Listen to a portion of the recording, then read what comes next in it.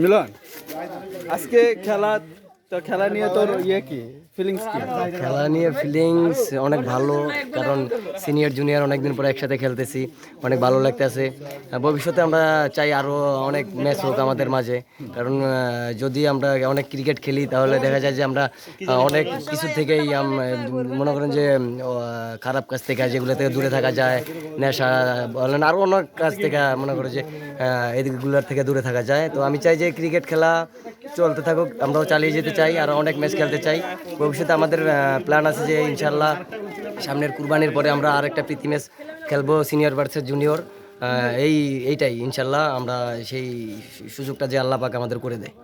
এখানে মিলন, এখানে আমরা জুনিয়র থেকে তার মতামত জানবো। জুনিয়রের প্রতিনিধিত্ব করছে নাইম। নাইম, কিছু বলো, সিনিয়রের সাথে খেলা তোমার অভিজ্ঞতা? কিছু বলার নাই আর এখানে আমরা সিনিয়র, আমাদের প্লেয়ার সব নির্ভরযোগ্য প্লেয়ার, সবার উপরে ভরসা করা যায়। সবাইকে নিয়ে আমরা একটা অসাধারণ ম্যাচ উপহার দেব এবং আমরা শেষ পর্যন্ত জয় নিয়ে আমরা ঘরে ফিরবো। ওকে, সেটা দেখা যাবে জয় নিয়ে। এখানে দেখছেন অনেক অনেক দর্শক চলে আসছে।